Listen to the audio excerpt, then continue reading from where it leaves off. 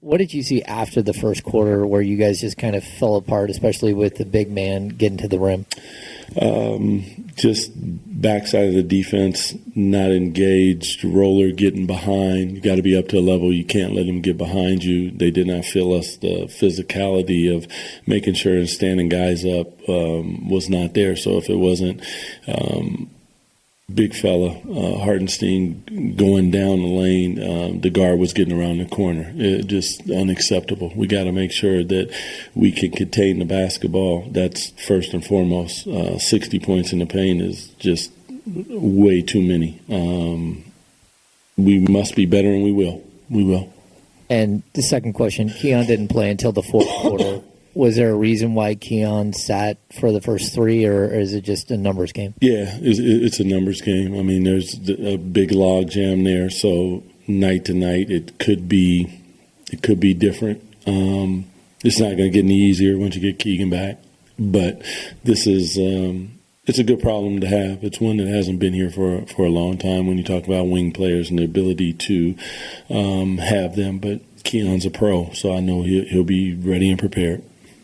Doug, the energy level, not just for your team, but the whole game, and that first quarter seemed really fun but offensively driven. How do you create that energy on the defensive end specifically with this group? You just have to take pride in individual defense and make sure that you're keeping the ball in front of you and you're communicating at a high level. And that is starting with our coaches, starting with me. We have to be better because there's absolutely no excuse. We have to figure out a way. Try not to go zone early because they had seen that last game. So try to hold on to that as an adjustment, but probably should have maybe ventured down that even in the first half. I think I maybe did it once or twice.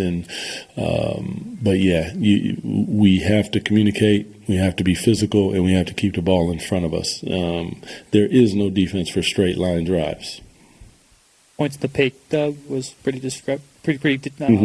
big tonight. Was that defensive breakdown? What do you think went wrong there? I mean, I have to go back and watch the tape, but there were some rejects. That's a defensive breakdown. Not being up to a level, letting the guy get behind you, and then nobody on the backside stepping in and getting in the way of Hartenstein and standing him up. Those would be breakdowns. But, in these moments, you're emotional. You see the game one way when it's live and you're there, and then you go back and watch the film and you'll see some other things. So I have to go back and watch it just to make sure.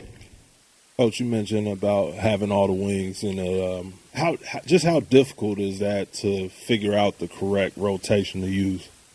For me, I think the correct rotation is going to be whoever plays defense. That's going to be the rotation. But it's tough because all these guys have worked extremely hard. They're good players, so it's a tough one. But it's at the same time that's part of the job. So we will figure it out. It'll be nice to get us all healthy so we can really get a good look at it. But as of right now, we just have to figure it out. Yeah. When you look at that first game in OKC, were there similarities? I know tonight, obviously, that big second quarter kind of sticks out, but was there similarities in the way you guys approached this game compared to that one? Maybe a little bit.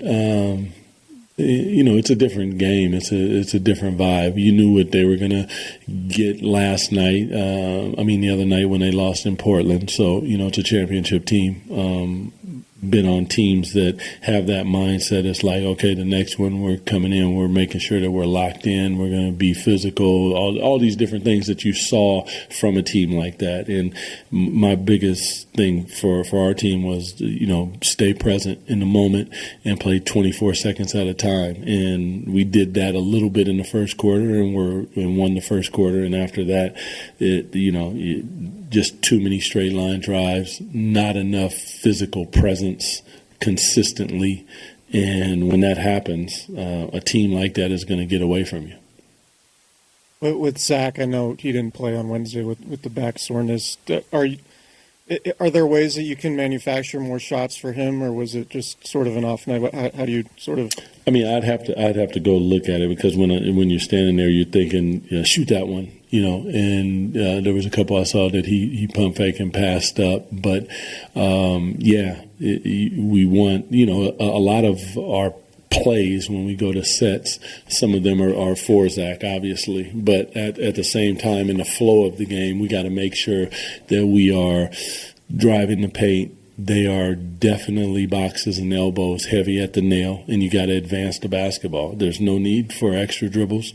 Get off the basketball. If the shot's not there, now you've created an advantage, and then we got to play next basketball after that. That stylistically is how you get to a team like that. And when we watch a film, you watch Portland, you watch anybody, even the first time that we played them. I mean, the ball's hopping, it's moving around. You got to move the basketball because they are locked in on one side.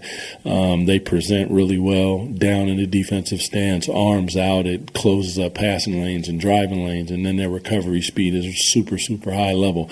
So you can't hesitate. You're either going to shoot it or you're going to drive it and create something for a teammate. And when you don't do that, they lock in on one side, and then they're handsy and physical, and it can be extremely tough. That's not a team that you want to be going ISO basketball, dribble against. You have to create an advantage, move the basketball, and take open shots when the shot is